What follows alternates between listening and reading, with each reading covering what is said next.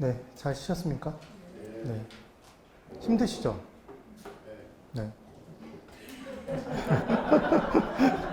그런 솔직한 대답을. 예. 제가 듣고 싶었던 대답이네요. 예. 그래서 제가 항상 말씀을 드리는데 공부는 기준이 중요해요. 그냥 책을 놓고 처음부터 끝까지 다 공부하겠다 생각하면 너무 시간이 오래 걸립니다. 그리고 다 섞여서 시험장에서 바로바로 체크를 못해요. 그래서 아까 님비 현상은 부의 외비효과, 정후 외비효과? 부의 외비효과. 냄비 이렇게 기억했죠? 불 위에. 코우제 정리 코브라, 부의 외비효과에서 나온 내용, 뭐 이런 내용들이 타다닥 기억이 남는데요. 그렇죠? 그 다음 이제 주택 선분양 제도에 대해서 한번 설명을 드려볼게요. 뒤에 있는데 찾지 마시고 여기만 보세요. 제가 체크해 드릴게요. 이걸 찾는데 시간이 좀 너무 오래 걸려요. 먼저 주택의 선분양 제도가 있는데 이 부분은 이렇게 기억하시는 거예요. 이름대로 들어가면 돼요. 어떤 정책이 나오면 그 정책의 이름에 그 정책의 내용이 있는 거예요. 그럼 주택 선분양 제도는 말 그대로 실제 주택을 건설하기 전에 먼저 분양을 하는 거네요.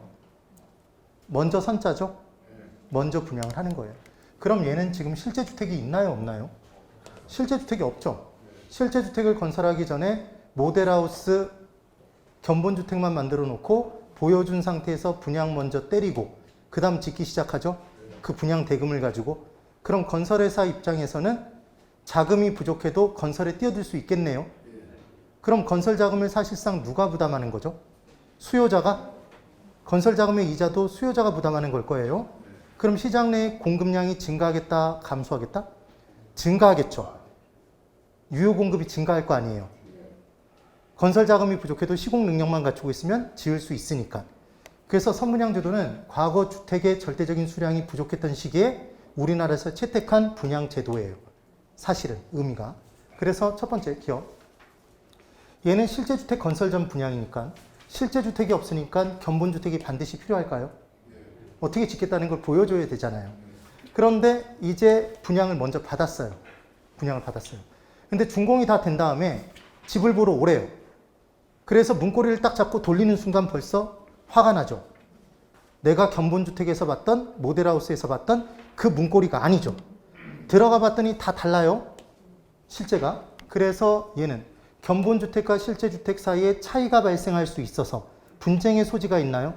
그래서 아무리 유명 브랜드가 짓는 아파트도 선분양에 의해서 지어지면 하자보수 관련해서 여러 가지 소송이 진행되죠. 그런 내용이 따라 나오는 겁니다. 그러면 니은 얘는 분양대금으로 건설자금을 조달하니까 유효 공급이 증가하고 사실상 건설자금과 건설자금 이자를 누가 부담하게 된다? 수요자가 부담하게 된다. 그럼 수요자는 지금 이미 샀죠, 여러분. 여기를 잘 생각해 보세요. 수요자는 실제 주택을 건설하기 전에 이 주택을 샀어요. 그럼 건설 기간 동안에 발생하는 위험을 이제 누가 부담해야 되죠? 주택의 소유자. 수요자가 감수할 수밖에 없잖아요. 그럼 수요자는 감수하는 위험의 크기가 크니까 수익이 더 클 때만 선분양 받겠네요. 뭔가 수익이 있을 때만. 그러니까 당연히 우리가 처음 분양받을 때 분양 시점보다는 준공이 완료됐을 때 그 주택 가격이 더 높을 때만 선분양 받겠네요. 그 차익을 누리고자 위험을 감수한 거죠. 그런데 이 선분양 제도에 의해서 지을 때 한 가지 정말 큰 문제가 있죠. 돈 받았어요. 근데 짓다가 망할 수도 있죠. 건설회사가. 그럼 이때 이 분양제도, 주택 선분양제도를 누가 용인해줬죠? 정부가? 그럼 정부가 만약에 두 손 두 발 다 놓고 있으면 결국은 선분양받은 수요자들만 엄청난 피해를 보면서 끝나겠네요. 그러니까 정부가 얘에 대한 보증을 서줄 필요가 있을까요? 주택보증공사 비슷한 게 필요하겠죠. 걔 이름이 계속 바뀌어요. 그러면 그 보증공사의 중요한 기능은 만약에 부도가 나버리면, 짓는 기간 중에 부도가 나면 자기가 직접 지어주거나 또 다른 시공사를 채택해서 지어서 넘겨줘야 되겠죠.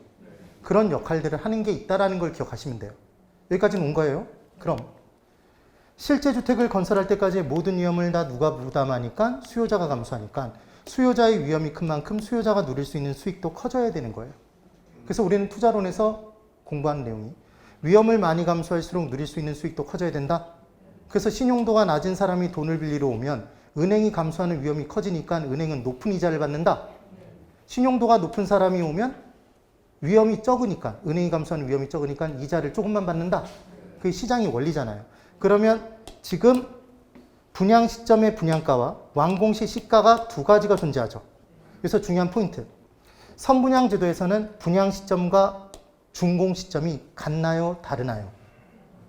다르죠. 지금 다르죠. 그럼 주택 가격이 다를 수 있죠? 그래서 분양 시점의 분양가보다는 완공 시 시가가 크다는 생각하에, 클 것이라는 생각하에 선분양을 받겠네요. 이 내용이 됩니다. 그럼 실제 집을 필요로 해서 실수요자도 주택을 분양받으려 들겠지만 이 차액을 목적으로 들어가는 사람도 있을까요? 투기 수요가 발생할 여지가 있는 거죠. 그럼 정부는 투기 수요를 발생시켜주기 위해서 선분양 제도를 채택한 건 아니니까 이 차액을 누리고 떠나는 걸 막아야 되겠죠? 고로 전매 금지 조치를 취한다, 취하지 않는다? 취할 수밖에 없다는 얘기죠. 정리가 되셔야 돼요. 그러면 지금 주택 선분양 제도에서는 실수요자만 수요로 들어왔나요? 투기 수요도 들어왔나요? 투기 수요도 들어왔죠. 전체 수요가 증가했죠. 그럼 주택을 줄을 쫙 세워놓고 먼저 온 사람에게 주택을 분양해주면 안 되겠죠. 돈을 높게 지불하는 사람한테 분양해주겠다 이렇게 얘기해도 안 되겠죠. 그러니까 이제 순위를 정해줄 필요가 있을까요? 청약 자격을, 순위를 정해주겠죠. 그래서 청약 예금 등의 중요성이 강조되는 게 무슨 분야? 주택 선분양 제도다 이렇게 얘기를 하는 겁니다. 그런데 가장 중요한 건 주택 가격이 이렇게 떨어진다면, 여러분 잘 보세요. 분양 시점부터 시작해서 완공 시까지 주택 가격이 계속 하락하고 있어요. 2020년도에, 2021년도에 주택 가격이 10억인데 얘가 22년도에 지어질 예정인데, 23년에 지어질 예정인데 얘가 만약에 7억으로 떨어질 예정이라면, 이게 보여진다면 먼저 분양 받을까요? 10억에? 안 받겠죠. 그럼 중요한 건 우리나라에선 계속해서 주택 선분양 제도가 있었나요? 그 이유는 우리나라의 주택 가격이 계속해서 뭐하고 있었기 때문에 가능했다? 상승하고 있었기 때문에 가능한 거죠. 그래서 주택 선분양 제도는 지속적인 상승기에 적합한 방법이다 이 얘기를 하는 거예요. 이렇게 따라 나오겠네요. 그럼 얘는 상향시장인가요? 하향시장인가요? 부동산 경기 변동의 국면별로 상향시장이죠. 상향시장. 이 내용. 그래서 외우시는 방법은 시옷인가요? 선분양 제도는 어디에 용이하다? 상향시장. 시옷. 그렇게 기억을 합니다. 그럼 주택 후 분양 제도는 다 반대로 뒤집어 버리면 되겠네요. 빠르게 갑니다. 여기 잘 보세요. 얘는 실제 주택을 건설한 후에 분양하죠. 그럼 실제 주택이 있나요? 지금 실제 주택 건설 후에 분양이니까 실제 주택이 있죠. 그러니까 어떻게 짓겠다는 견본주택이 반드시 필요 없겠네요. 반드시 필요한 거 아니죠, 당연히. 그럼 견본주택과 실제 주택이 다름에 따라 발생하는 하자를, 지금 분쟁을 제거할 수 있겠네요. 분쟁의 소지를 미연에 방지할 수 있겠죠, 후분양 제도는. 그럼 만약에 잘못 지어놓으면 사람들이 보고 사면서 하자가 있는 주택을 사지 않겠죠. 그러니까 주택의 질적 수준이 향상되겠다, 저하되겠다? 향상돼서 수요자 입장에 장점이 발생할 수 있는 분양 제도인 거죠. 개념이. 그럼 다 지은 상태에서 분양을 때려야 되니까 분양 대금으로 건설 자금을 당연히 조달할 수 없을 거예요. 공급자 중에, 건설회사 중에 시공 능력만 갖춰서는 안 되고 자금 능력도 갖춰야지만 분양에 뛰어들 수 있을까요? 그러니까 시장 내 유효 공급이 선분양 제도에 비했을 때 증가하겠다, 감소하겠다? 감소하겠죠. 감소. 그럼 사실상 건설 자금과 건설 자금 이자를 이제 누가 부담하는 것이다? 건설회사, 공급자가 부담하게 되겠죠. 그러면 지금 건설회사는 건설 자금 이자를 자기가 부담해야 되는 만큼 공급 비용이 증가한 효과가 발생한 겁니다. 그럼 이 공급 비용을 자기 혼자 부담하고 싶을까요? 누군가에게 떠넘기고 싶을까요? 떠넘기고 싶겠죠. 이게 공급 비용의 전가죠. 죽어라고 공부한. 그래서 수요자한테 떠넘길 텐데 떠넘겨지는 정도는 무엇에 따라 달라진다? 수요와 공급의 상대적 힘의 크기. 힘을 세 글자? 탄력성. 상대적 탄력성의 크기에 따라 달라졌잖아요. 그래서 수요가 상대적으로 탄력적이면 분양가를 얼마 못 올릴 테니까 얼마 못 떠넘기겠죠. 만약에 수요가 완전 비탄력적이면 다 떠넘겨 버리겠네요. 그 내용. 그래서 칠판이죠. 후분양 제도에서 제일 중요한 포인트는 다 지은 후에 분양 때려야 되니까 사실상 건설자금 당연히 공급자가 부담하고 건설자금 이자도 공급자가 부담을 해야 하나 반드시 최종적으로 건설자금 이자를 공급자가 부담하는 건 아니죠. 떠넘길 수도 있기 때문에 이 내용을 꼭 기억을 해 두셔야 돼요. 그 다음 실제 주택을 건설할 때까지의 모든 위험을 이제 다 누가 감수하죠? 공급자가 부담할 거 아니에요. 그럼 공급자는 감수하는 위험의 크기가 큰 만큼 후분양 제도에 의해서 주택을 공급할 때는 이익도 커져야 될까요? 그렇겠죠. 그래서 공급자는 싸게 팔까요? 비싸게? 비싸게. 그래서 준공 시점의 시가대로 팔겠죠. 그럼 결국은 분양 시점과 준공 시점이 얘는 같나요? 맞죠? 준공되면 분양하니까. 그럼 시점이 같으니까 이 차익이 당연히 발생할 수가 없죠. 시가대로 분양하니까. 고로 차익이 발생하지 않으니까 차익을 목적으로 들어가는 뭘 근절할 수 있겠네요. 투기 수요를 근절할 수 있죠. 그럼 얘는 전매금지 조치를 취할 필요가 없겠네요. 이렇게 따라 나오는 거죠. 그럼 수요자가 투기 수요는 빠져 있으니까 줄을 서시오. 이걸 강하게 할 필요가 없죠. 그러니까 청약 예금 등의 중요성이 선분양 제도보다는 떨어지겠죠. 되세요? 근데 한 가지. 우리 주택 선분양 받으면 장점이 하나 있죠. 수요자 입장에서도. 처음에 분양 계약금 집어넣고 그 다음 중도금 집어넣고 그 다음 또 기간 지나서 한 1년 정도 지나서 잔금 집어넣죠. 그럼 자금 조달의 부담이 조금은 줄죠. 수요자 입장에서도. 그런데 후분양 제도에 의하면 준공된 주택을 사야 되니까 목돈을 한꺼번에 지불하고 사야 될 거잖아요. 그럼 수요자의 자금 부담이 커지겠네요. 그러니까 이때는 주택을 살 때 은행이 저당 잡고 돈 빌려주는, 목돈을 빌려주고 집 사게 만들어주는. 그래서 장기간 20년, 30년에 걸쳐서 분할 상환할 수 있도록 만들어주는 모기지론이 반드시 필요하겠다, 필요치 않겠다? 필요하겠죠. 그런 내용이 나옵니다. 그럼 얘는 그 당시의 가액으로 파는 거니까 꼭 주택가격 상승기에만 존재하지 않을 수 있겠네요. 그렇죠. 이 내용이 되는 거예요. 이게 주택 후분양이에요. 그러면 후분양의 요약을 해보면 뭐와 반대? 선분양과 전부 반대로 판단하면 된다. 중요한 것, 건설자금 이자를 공급자가 부담해야 하나? 분양가의 상승으로 누구에게 전가시킬 수 있다? 수요자에게 전가시킬 수 있다. 이 전가되는 정도, 최종적으로 부담하는 정도는 뭐에 따라 달라진다? 수요와 공급의 상대적 탄력성의 크기. 그 내용. 기억을 해두시면 됩니다. 그 다음 이제 분양가 규제. 분양가 규제의 내용을 쭉 한번 제가 적어서 간단하게 설명드리고 내용 볼 거예요. 이쪽 보세요. 더 자세히 보실 필요는 절대로 없어요. 제가 설명드린 개념만 기억하시면 돼요. 분양가 규제의 내용을 볼게요.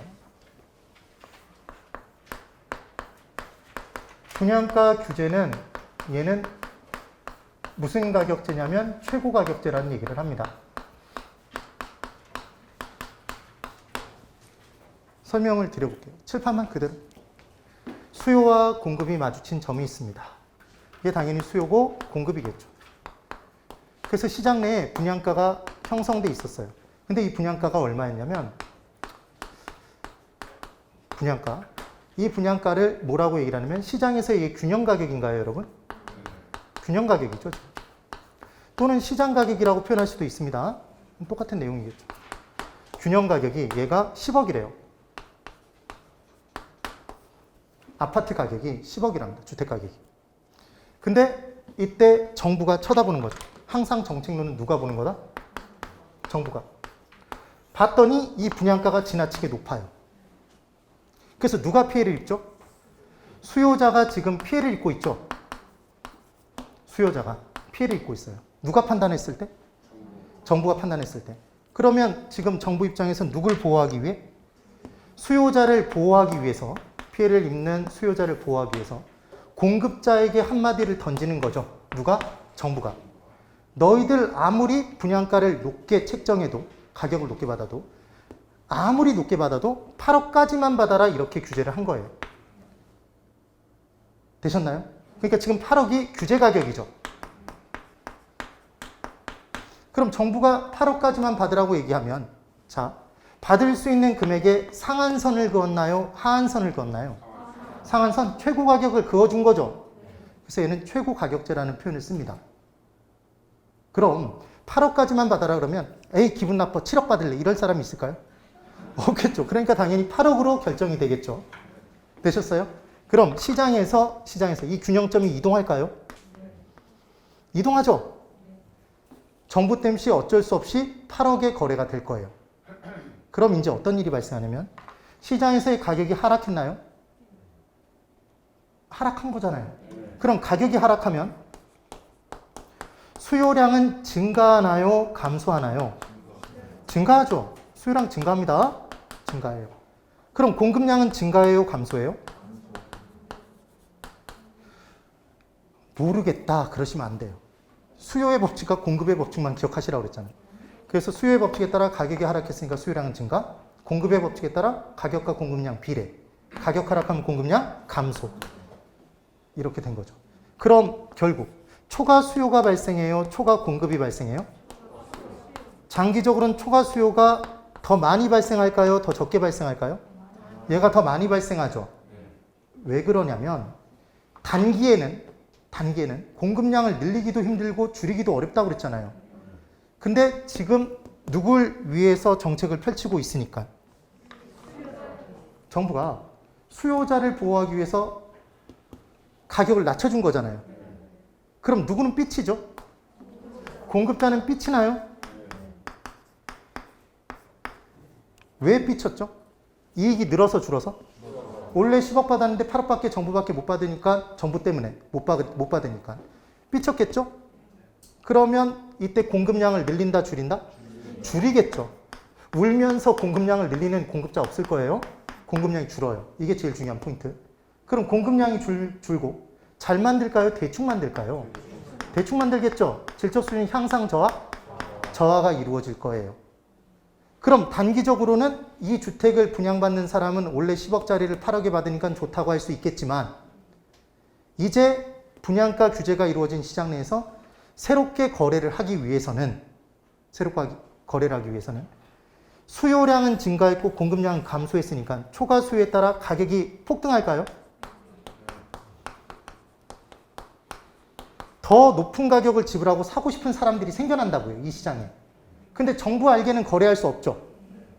9억에 거래할 수 없다고요. 11억에 거래할 수 없어요. 그럼 누구 모르게? 정부 모르게 어두컴컴한 시장에서 거래를 할까요? 암시장이 형성되겠죠? 음성적인 비용을 지불해야 되겠죠?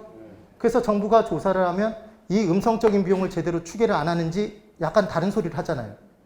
우리가 생각했을 때 올라간 금액을 반영하지 않죠, 거의. 여기까지 되셨어요?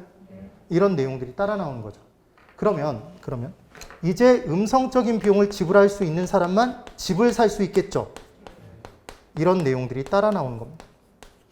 그래서 중요한 건 여기 잘 보세요. 최고 가격제가 딱 나오면 분양가 규제가 나오면 그리고 임대료 규제가 나오면 똑같습니다. 정부가 수요자를 보호하기 위해 가격을 끌어내린 거죠. 그래서 만약에 이 정부가 약간 짱구 기질이 있어서 제가 수업 시간에 얘기하는 짱구는 머리가 튀어나온 사람이 아니라고 그랬죠.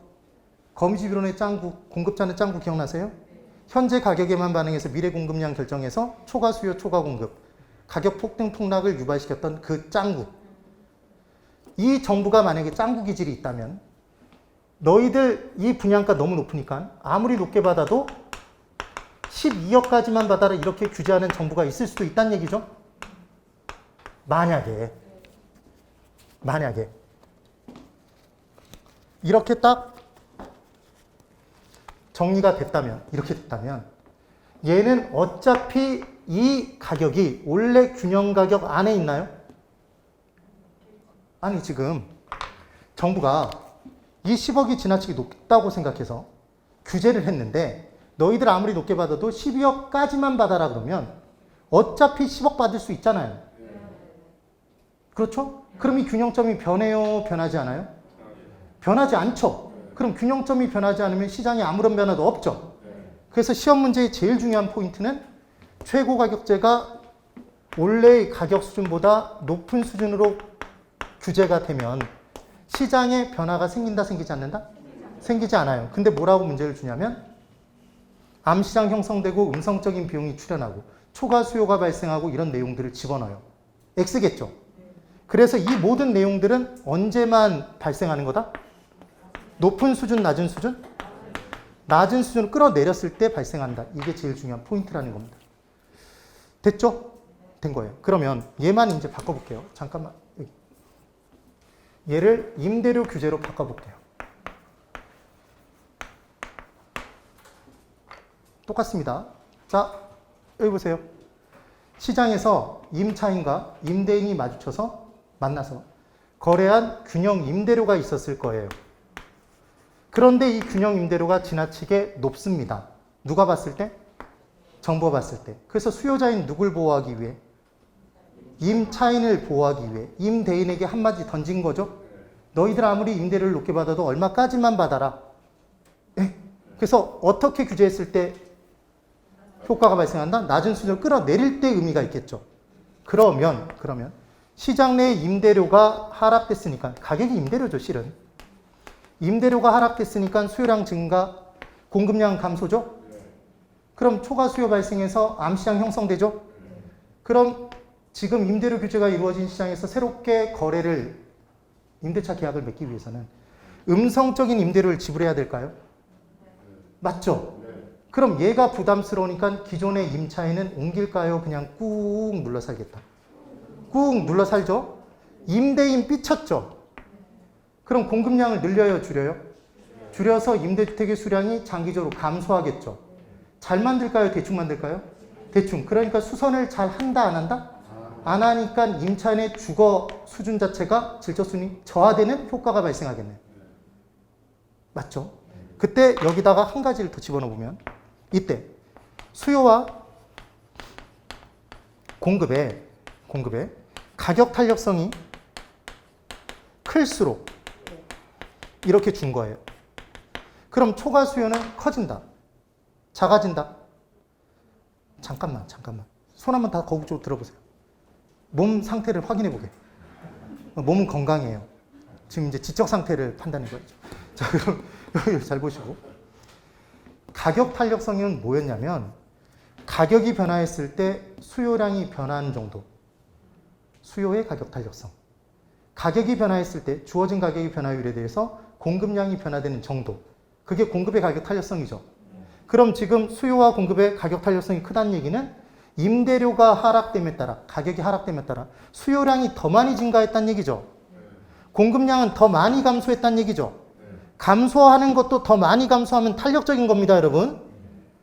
감소하는 건 비탄력적이다 이렇게 기억하시는 거 절대 아니에요. 그럼 초과 수요가 더 커졌어요, 작아졌어요? 커졌죠. 그럼 암시장에서의 거래 가격이 더 커지겠죠. 이 내용이 돼요. 그러면 장기적으로 얘 언젠가 폭발하나요? 폭발하죠. 그러니까 가격이 오히려 더 폭등해 버릴 수도 있는 거죠. 이게 임대료 규제 정책인 거예요. 그러면 칠판 제가 질문을 드리면 바로 맞춰보세요. 제일 중요한 건 첫 번째. 문제 풀 때 꼭 이렇게 푸셔야 돼요. 최고가격제 문제가 나오면 분양가 규제든 임대료 규제든 첫 번째 확인한다. 원래의 균형 가격, 균형 임대료보다 높은 수준으로 규제했는지 낮은 수준으로 규제했는지를 판단한다. 높은 수준으로 규제했을 때는 변화가 생긴다, 생기지 않는다? 생기지 않는다. 아무런 변화도 없다가 정답이 된다. 맞죠? 그래서 이때 낮은 수준으로 끌어내리면 이제 가격이 하락해서 이런 일들이 발생한다. 이것만 기억하시면 돼요. 그래서 제일 중요한 건 누구는 삐친다? 공급자는 삐치니까 공급량을 늘린다, 줄인다. 그러니까 최종적인 수량은 감소지 증가가 절대로 아닙니다. 맞죠? 그 다음 질적 수준은 저하된다. 그런 표현들을 기억하시면 돼요. 자, 확인해 볼게요. 누굴 보호? 수요자를 보호. 그래서 공급자는 삐쳐요. 균형 가격보다 낮은 수준으로 규제해야지만 시장에 변화가 생기는 거죠. 그럼 공급자는 가격을 낮게 받으니까 수익성이 떨어졌어요. 그럼 이 가격을 기초로 해서 세금 받나요? 아니, 이 가격을 기준으로 세금 받잖아요. 그럼 세금 수입도 줄겠네요? 줄겠죠, 기본은. 세금 수입이 줄어요. 그럼 가격이 하락함에 따라 수요량 증가, 공급량 감소니까 초과 수요 발생하고 암시장 형성되고 음성적인 비용 발생합니다. 수요와 공급이 탄력적일수록 더 많이 수요량이 증가하고 더 많이 공급량이 감소하니까 초과 수요는 더 커진다? 커지겠죠. 질적 수준 저하되나요? 대충 만드니까. 그래서 임차인의 주거 환경은 악화되네요. 이 내용이고. 그러면 자, 절 보세요. 분양가를 규제해서 문제가 발생하면 우리 교복을 꼭 입도록 규제를 한 거예요. 그러다 문제가 발생하면 교복 자율화 시키죠. 맞죠? 그래서 또 문제가 생기면 또 교복 입히죠. 똑같은 거예요. 분양가를 규제해서 문제가 발생하니까 정부가 분양가를 자율화에 맡길 수도 있을까요? 그러면 자, 이쪽 보세요. 이제 공급자는 삐칠까요? 좋아할까요? 좋아하겠죠. 자기가 가격을 정할 수 있으니까. 그럼 공급자는 삐치지 않았으니까 공급량을 늘리고 줄이고 늘리고 잘 만들고 대충 만들고 잘 만들고 이때도 대충 만들면 두겨버려야죠. 맞죠? 그럴 거예요. 그러면 중요한 건 분양가를 자율화에 맡겼을 때는 초기에는 시장 경쟁에 의해서 분양가가 적정 수준에 매달려 있겠죠. 적정 수준이 유지가 될 거예요. 그런데 조금 지나면 야밤에 만나서 자기들끼리 술 마시는 광경들이 목격됩니다. 건설 회사들끼리 담합을 한다는 얘기죠. 그럼 분양가가 치솟아요? 치솟아요. 항상 뭐라고 얘기를 하냐면 원자재 가격이 올라가서 택지 구입 비용이 높아져서 나는 분양가를 올릴 수밖에 없다 이렇게 얘기를 하는 거죠. 맞죠? 그러니까 분양가가 지나치게 치솟는다고요. 그럼 그 부담이 결국 누구에게 돌아오죠 또? 수요자에게. 그러니까 수요자가 피해를 입으면 다시 규제하겠죠? 그걸 반복한다는 얘기예요. 근데 분양가 자율화에서 중요한 포인트 하나. 여러분 건설회사 입장이시라면 여러분들이 분양가가 자율화에 맡겨져 있어요. 대형 평형대 위주로 지으실 거예요? 소형 평형대 위주로 공급하실 거예요? 대형. 맞습니다. 왜? 대형 평형대는 고급 자재 쓰죠? 그럼 남길 게 더 많죠? 그래서 분양가가 자율화에 맡겨진 시장에서는 주택의 공급이 대형 주택으로, 대형 평수 위주로만 공급이 돼요. 그럼 결국은 저소득층을 위한 임대주택 공급은 아예 안 된다는 얘기네요. 시장에 맡겨놓으면. 그래서 분양가를 자율화에 맡겼을 때는 정부가 한 가지 정책을 옵션으로 딸려보내요. 그게 바로 뭐냐면 임대주택의 공급 비율을 얼마만큼은 책정해야 된다는 걸 집어넣는다고요. 되셨죠? 그러면 볼게요. 분양가 규제와 전부 반대로 판단하면 된다. 이렇게 나왔죠. 대형주택 위주로 공급이 이루어짐에 따라 저소득층을 위한 임대주택 공급이 별도로 필요하다.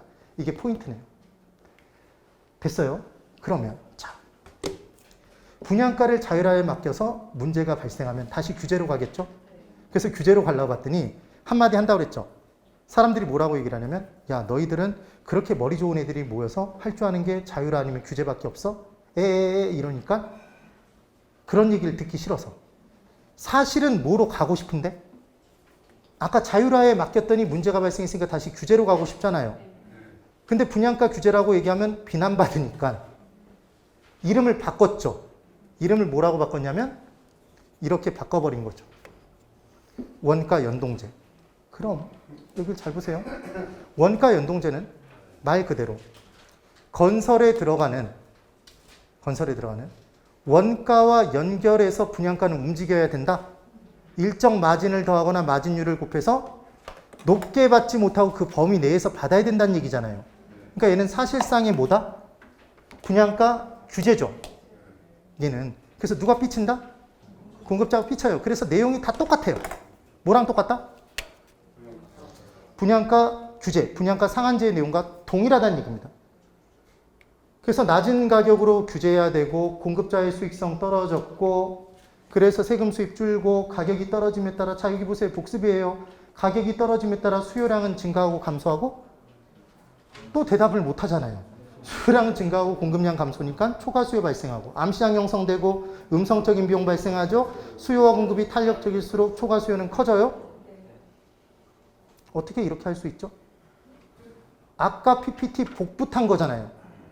똑같다는 얘기예요. 똑같다. 그래서 질적 수준 저하됩니다. 주거환경 악화되죠. 이렇게 기억하시면 돼요. 그 다음 이제 임대료 규제. 똑같겠죠? 들어갑니다. 임대료 규제는 뭐와 똑같대요? 분양가 규제의 내용과 똑같다고 얘기하고 설명 다 드렸죠. 똑같은지 볼 거예요. 자, 여기. 임대인이 삐치겠죠. 높은 수준으로 규제했을 때, 낮은 수준으로 규제했을 때, 낮은 수준으로 끌어내렸을 때 임대인 삐친 거예요. 그럼 공급량을 줄이고, 그럼 이 표현을 임대주택으로 공급되는 걸 장기적으로 다른 용도로 전용해서 공급한다? 주택으로 공급 안 하고 공급량을 줄이려니까 다른 용도로 바꿔서 공급해버리는 거예요. 그러니까 결국 공급량이 감소잖아요, 지금. 지금 그 얘기인 거예요. 임대인이 공급량을 줄이고, 기존 임차인은 음성적인 임대료 지불하기 싫으니까 옮기고 꾹 눌러 살고, 꾹 눌러 살았죠, 지금. 그럼 임대인 공급량을 줄이고 기존의 사람이 꾹 눌러 살면 누구는 정말 갈 곳이 없냐면 신규 임차인은. 그래서 신규 임차인의 피해가 막심한 게 뭐다? 임대료 규제 정책이에요. 그 다음 한 가지 더 보자면 이런 내용이 따라 나올 수 있겠죠. 이게 포인트입니다. 여기 잘 보세요. 뭐가 발생됐다? 음성적인 임대료가 발생이 된 거죠. 그러면 이제 어떤 일이 발생하냐면 직장이 원래 수원에 있었습니다. 수원에. 근데 직장이 어디로 옮겨졌냐면 강남으로 옮겼어요. 그럼 원래는 어디로 옮겨와야 돼요? 강남으로 옮겨오겠죠? 옮겨오겠죠. 그런데 임대료 규제가 이루어져서 암시장 형성돼서 음성적인 임대료를 지불해야 되는 거예요. 그럼 옮길까요? 꾹 눌러 살까요? 수원에 꾹 눌러 살면서 강남까지 출퇴근하겠죠? 그럼 교통비용 증가할까요? 그럼 그런 사람이 많아지면 교통체증이 심화되겠죠? 문제다, 문제가 아니다? 문제다. 그런 문제까지 추가로 발생할 수도 있다는 거죠. 그런 포인트입니다. 그 다음 6번. 공공임대택의 건설 공급 정책이 있대요. 그러면 이 부분은 이렇게 설명을 드릴게요. 여기까지는 되셨죠? 따르지 않죠? 왜냐하면 이건 다 했던 내용들이니까.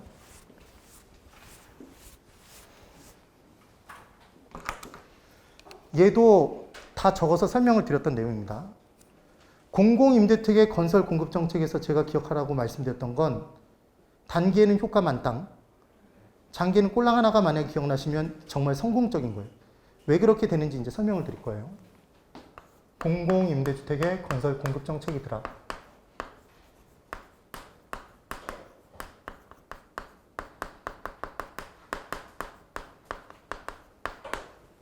그럼 첫 번째. 사적 임대택 시장이 있었습니다. 얘는 정부가 개입하기 전인가요? 개입한 후인가요? 사적이면? 이건 시장에서 그냥 공급되는, 개인들이 공급하는 주택이란 얘기죠. 그때 사적 임대택 시장에 얘가 수요가 얼마였냐면, 수요가 100이었습니다.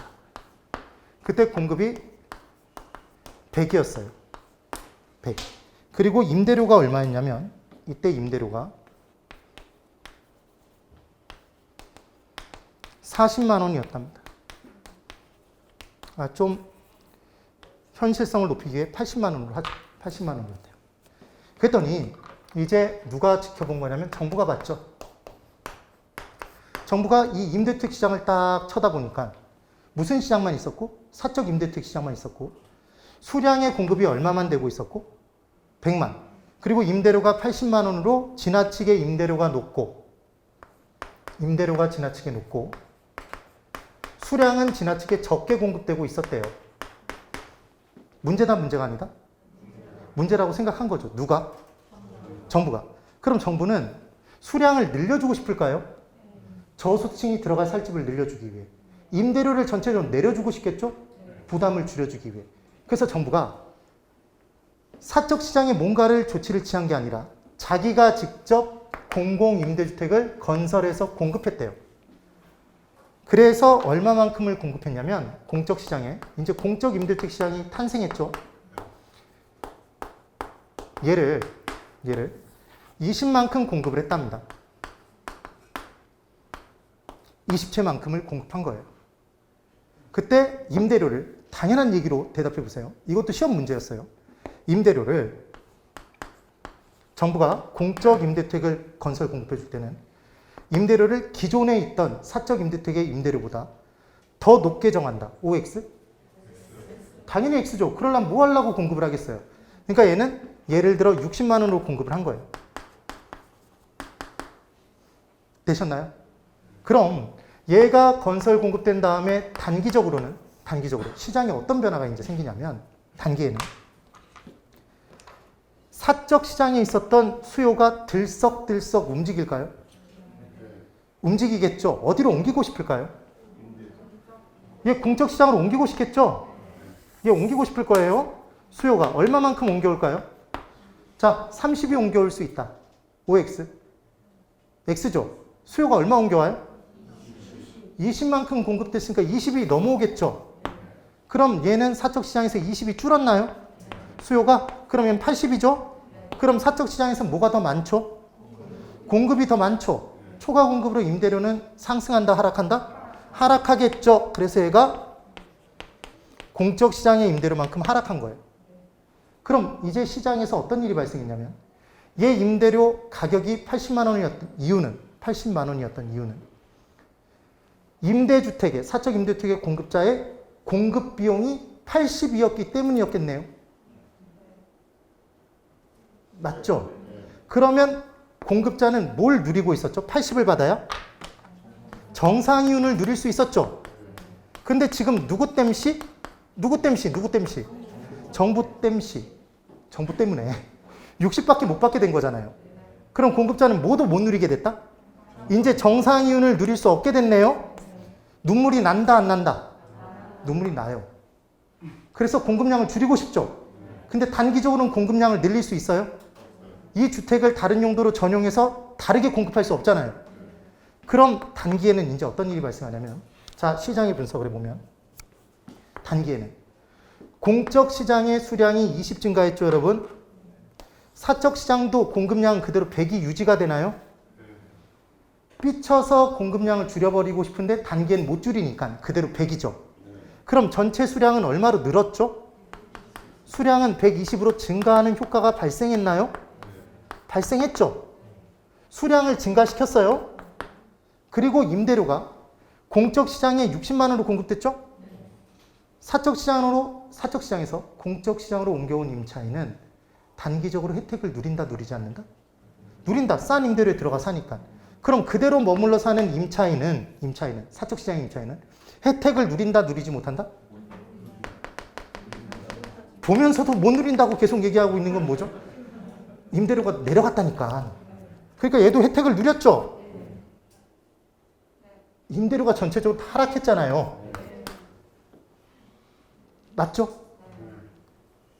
이때 이렇게 아름다운 시절에 전체 시장의 수량이 증가되고 전체 임대료가 떨어진 이 아름다운 광경 하에서, 이 상황에서 누구 한 명만 펑펑 울고 있네요, 지금. 공급자. 어느 때를 기다리고 있죠? 장기를 기다리고 있겠죠. 시간만 주어지면 확 줄여버릴 테야 생각을 하고 있겠죠, 당연히. 맞아요? 그래서 여기까지 단기적으로만 보면 이 정책은 아주 훌륭하죠. 효과가 발생하니까. 그럼 여기서 한 가지 효과를 더 볼게요. 이게 얼마나 간단하게 이제 이해가 되나 보세요. 단기적으로는 공적시장의 임대주택의 공급됨에 따라 사적시장의 수량은 그대로 유지가 돼서 공적시장에 공급된 수량만큼 증가하는 효과가 발생했죠. 전체 임대주택 수량의 증가 효과가 단기에는 있으니까 수요자 입장에서는, 사적시장의 수요자 입장에서는 대체할 집이 많아졌나요? 그럼 수요의 가격 탄력성이 커져요, 작아져요? 커지죠. 그럼 수요자의 힘이 세지면, 선택의 폭이 커지면 공급자가 조세 비용을, 세금을 수요자에게 전가시키기 쉬울까요, 어려울까요? 어렵죠. 그래서 조세 전가의 정도도 줄여준 효과가 있겠죠. 언제는? 단기에는. 그래서 단기에는 효과가 만땅이죠. 그런데 이제 누가 움직이냐면 공급자다. 장기적으로.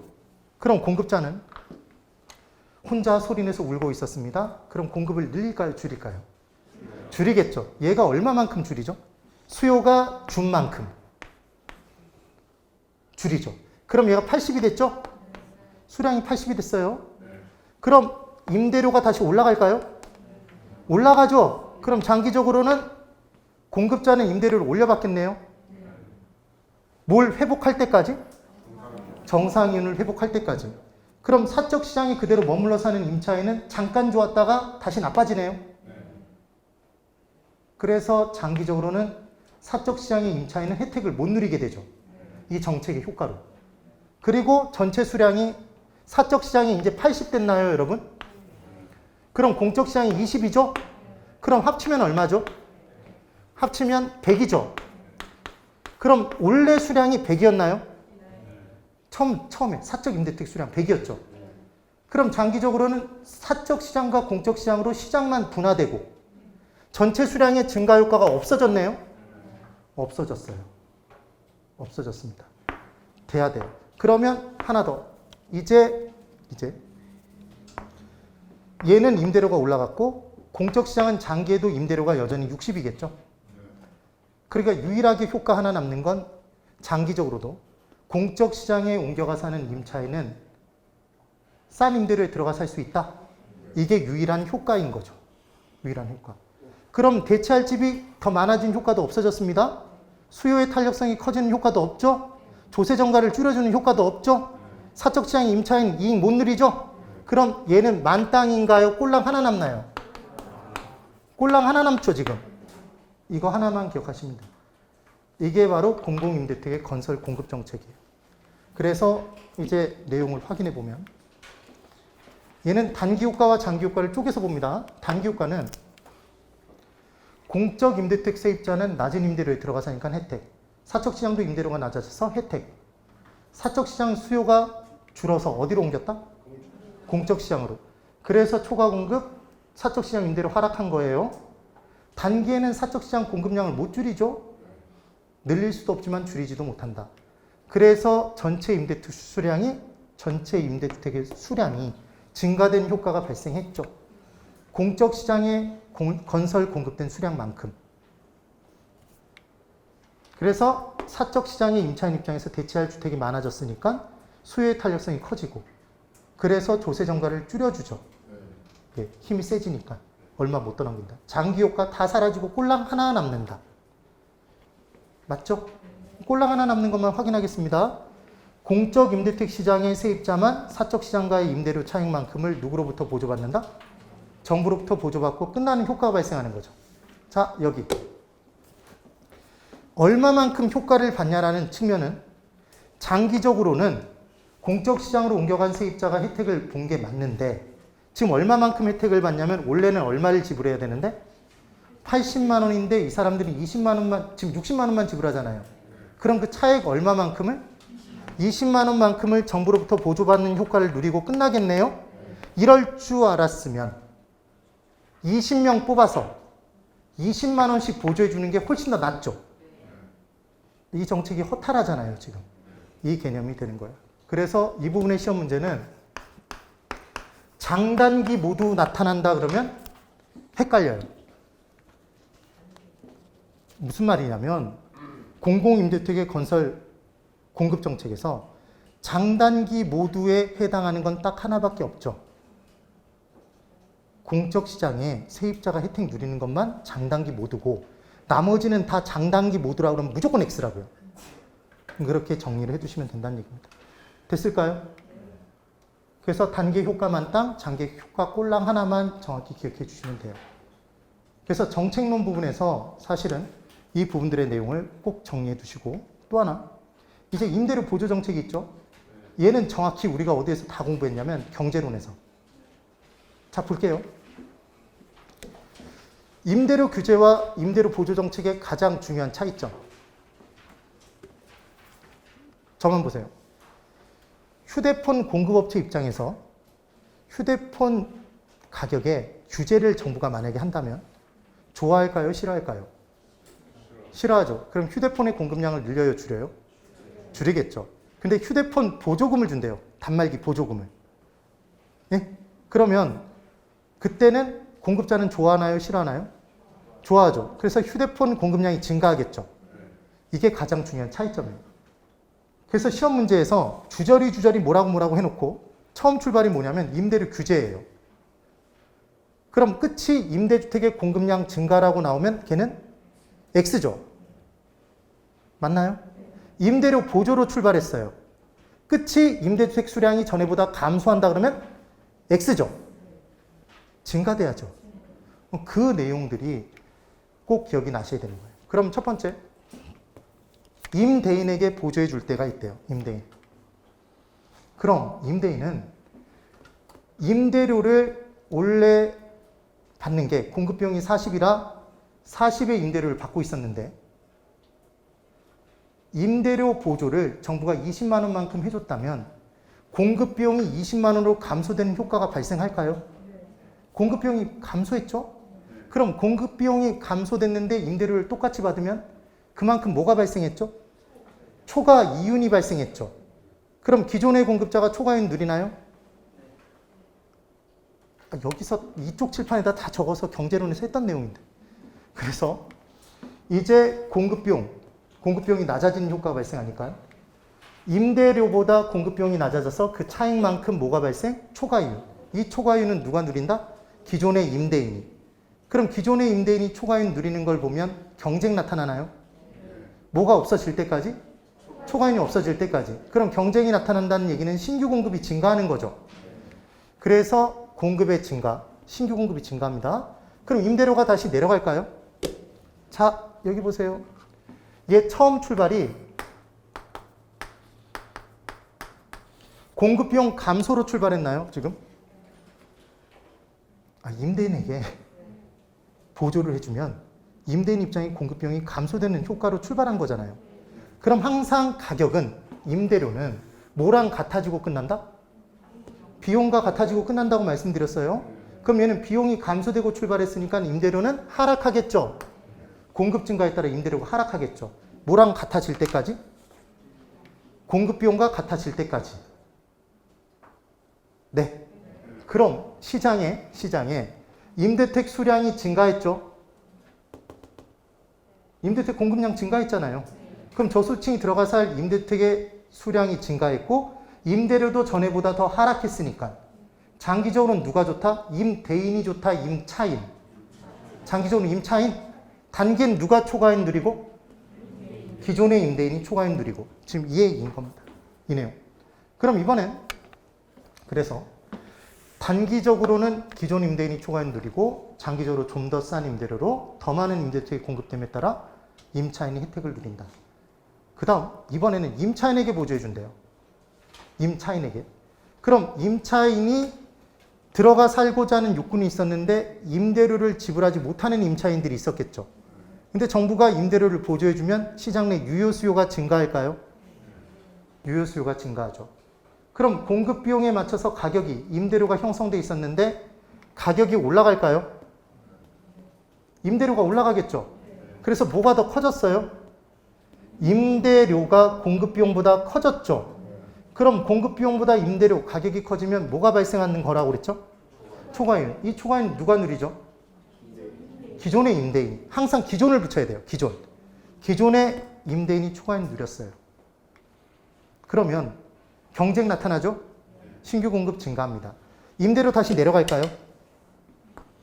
공급 증가하면 가격 하락하잖아요. 그래서 임대료가 내려가요? 내려갑니다. 그럼 언제 멈춰설까요? 같아질 때 멈춰서죠? 근데 지금은 공급 비용이 변화가 있었나요? 없었나요? 공급 비용은 그대로고 임대료가 올라가서 초과이윤 발생했던 거잖아요. 그러니까 얘는 임대료가 장기적으로는 원래 수준과 똑같아지고 끝나겠네요. 그러니까 금액을 한번 적어보면 얘가 40만 원이었습니다. 얘도 40만 원이었는데 얘가 60이 됐었다는 얘기죠. 유효수요의 증가로. 그래서 20만 원만큼 초과이윤이 발생했었는데 이제 경쟁이 이루어져서 공급이 증가하면 얘가 다시 내려가겠죠? 그래서 언제 멈춰선다? 40에 멈춰서겠죠. 같아져야 되니까. 그럼 결국 임대료는 다시 하락해서 원래 임대료로 돌아간다. 이렇게 나오겠죠. 이 둘의 차이가 느껴지세요? 얘는 장기적으로 임대료가 하락했죠? 얘는 임대료가 하락했어요. 왜 장기적으로 하락했죠? 얘는 공급비용이 감소로 출발했으니까. 근데 얘는 공급비용이 그대로죠? 그래서 임대료가 올라가서 초과이윤 발생했다가 다시 얘가 원래 수준으로 돌아가고 끝나겠죠. 그러면 똑같은 임대료로 더 많은 임대택이 공급되면 어찌됐건 들어가 살 집은 늘었네요. 그래서 장기적으로 누가 좋다? 임차인이. 단기적으로 누가 초과이윤 누린다? 기존의 임대인이. 똑같은 포인트인 거죠. 이렇게 내용이 정리가 되는 겁니다. 그러면 이 부분의 포인트. 자, 여기를 보세요. 임대인에게 보조해 줄 때와 임차인에게 보조해 줄 때 차이점. 돈을 임차인에게 보조해 주면 임차인은 이 돈을 들고 자기가 원하는 집을 선택할 수 있을까요? 자유롭게 선택할 수 있겠죠. 주거 선택의 폭이 커져요. 임차인에게 돈을 대주면. 근데 임대인에게 만약에 공급 비용을 보조해 주면 그 사람을 찾아가야 임대료가 하락되는 효과를 누릴 수 있을 거잖아요. 장기적으로. 그러니까 이 둘 중에 주거 선택의 폭이 자유가 더 커지는 건 누구에게 보조해 줬을 때다? 임차인에게 보조해 줬을 때다. 그럼 결국은 임대인에게 임대를 보조해 주든 임차인에게 보조해 주든 단기적으로는 그걸 누가 쪽 빨아먹는다? 기존의 임대인이 쪽 빨아먹는 걸 보고 누가 뛰어든다? 신규 임대인이 경쟁이 이루어진다. 그래서 임대료는 다시 떨어진다. 그래서 공급비용이 하락되고 출발했으면 임대료는 전에보다 하락으로 끝나고 공급비용이 그대로인 내용에서는 다시 임대료가 원래 수준 돌아간다. 이게 끝인 거죠. 되셨죠? 네, 그 얘기인 겁니다.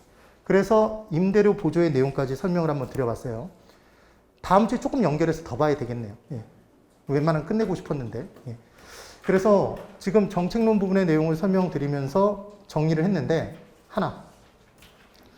제가 다음 주에 오늘 지대이론, 직가이론 보여드렸던 것처럼 여기 안에 제가 설명드리지 않은 내용이 조금씩 있어요. 다음 주 1교시에 그 나머지 내용하고 그 부분들을 좀 체크를 해드리면서 넘어갈게요. 설명을 드리고.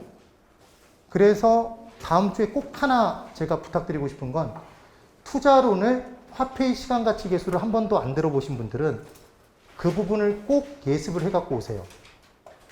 되셨나요? 화폐의 시간가치 계수는 자세하게 설명을 안 드릴 겁니다. 다음 주에 투자론 설명드릴 때. 시험에 나올 것들만 딱딱 찝어서 설명드릴 거니까.